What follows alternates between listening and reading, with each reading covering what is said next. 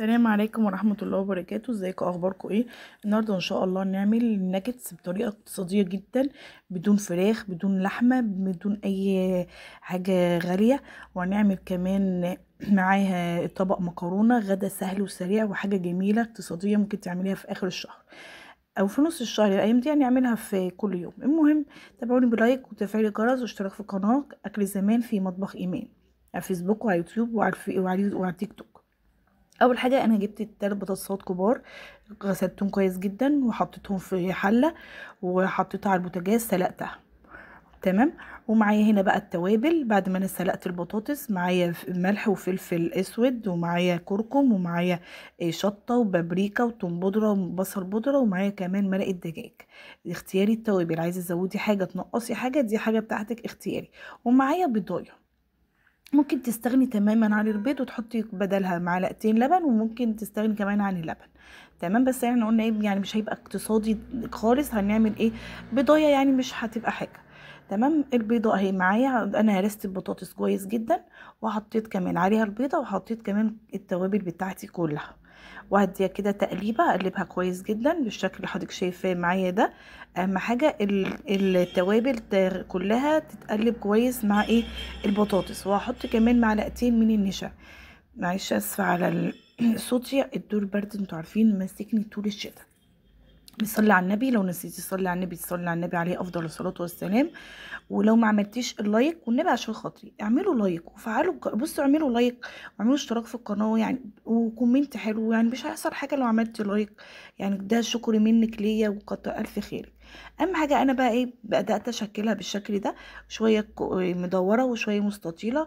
ممكن تفرديها بين كيسين وتعمليها بقى اشكال اللي هي الاطفال الجميله دي. انا بصراحه كنت عامل كده بس قلت لا انا مستعجله فعملت الشكل ده. تمام.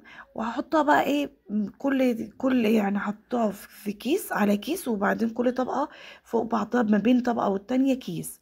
ودخلتها الفريزر لحد ما تجمد. على ما تجمد جبت المكرونه اللي هي بالشكل ده عفوا، الشكل ده. وبعدين سلقتها السلق الطبيعي، اللي هي تغلي ميه وتحطي في الميه ملح وزيت، وبعدين تروحي نازله بالمكرونه. بعدين اول ما تستوي تروحي شايلاها وتحطيها على مصفى وتحطي عليها معلقه زيت عشان ايه ما تلزقش في بعض.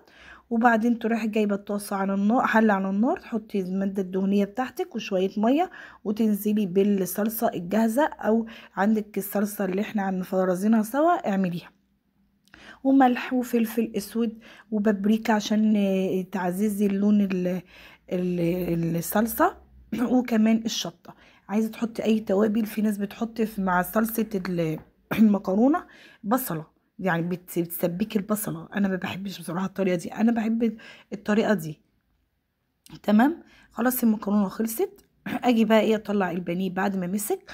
هتحطي بقى ايه، انا حطيت معلقتين من الدقيق الدقيق كده، وتحطي وبتبله كده عليهم ملح بملح وكركم وكركم وتوم اللهم صل بودره على النبي. بصل بودره. بصي بتتبلي بقى التتبيله التوابل اللي انت اللي انت عايزاها، ايه ملح عايزاها. وكركم تمام. وفلفل اسود، وفلفل وبقى ايه، اسود. وبحطها ايه وبحب واحده واحده كده وبحط بالميه شويه لحد ما كده من اخلي الميه الخليط عشان يبقى ممكن متماسك تعملي بدل شويه معايا. الخطوه دي طبعا ممكن تستغني عن تعمليها اللهم الخليط صل على النبي السائل ده ببيضه. وتفقشي بس فيه احنا البيضتين، يعني ومن كفايه البيضه البيض اللي احنا على حطيناها الخليط في الجاف. الخليط. الخليط الجاف ده عامل زي وتطلعيها اللي بقى هو منها الكريسبي، بالشكل ده، تحطي بقى بيتباع عند الناجتس العطارين، تقولي عايزه الاقتصاديه اللي احنا كريسبي. عملناها في الخليط انا بضربه السائل. ضربه كده في بعد طبعا الخلاط. ما احنا تمام. حطيناها في وبعدين ايه، الفريزر، بروح ايه، هتلاقيها متماسكه معاكي. محمره بيه. وتطلعي منها بتطلعي بس بقى بالشكل ده. بالخليط السائل على البقسماط. لا سوري تمام اسفه، بالشكل ده. ده مش وبعدين تروحي كريسبي، ده حاطه بقسماط، بقى في في الزيت، بقسماط طاسه ناعم الزيت عادي. كده، انا بجيبه من وتروحي عند ايه قليه العطار عادي، زي بالنص كأنك كيلو كده. بتقلي بانيه تمام. يعني. بتجيبيه وتحطي بقى بهاريب ملح وفلفل والكلام ده، وتحمريه عادي على البوتاجاز زي ما انت شفتي العاديه معايا بتاعتنا في كده. القلب. وبكده خلاص كده يبقى انا وصلنا لاخر قليته الفيديو. بالشكل كانت الذهبي معاكم الجميل ايمان ده، هلال، عملنا وخلصنا مع خلاص بعض اكله المكرونه. غدوه وبكده اقتصاديه جدا، وصلنا لاخر الناجتس الفيديو. الاقتصادي كانت معاكم ايمان بالبطاطس هلال، بس. قناتي ومطبخي على وكمان الفيسبوك معانا وعلى اليوتيوب. اكل المكرونه، زمان في اكله مطبخ سهله ايمان. وسريعه. تابعوني ومتنسيش اللايك بالاشتراك في وتفعيل زر القناه. الجرس وشايفين عشان الناجتس من يوصلك جوه كل حاجه جديد. جميله وشايفين اقتصاديه البطاطس حاجه جدا كده وسهله، عسل، وعلى فكره بتعجب عجبت العيال، جنبيها العيال. شويه كاتشب. جربيها يوم اقتصادي كده، وبألف هنا محتاره وشفا. تعملي اكل ايه، اهم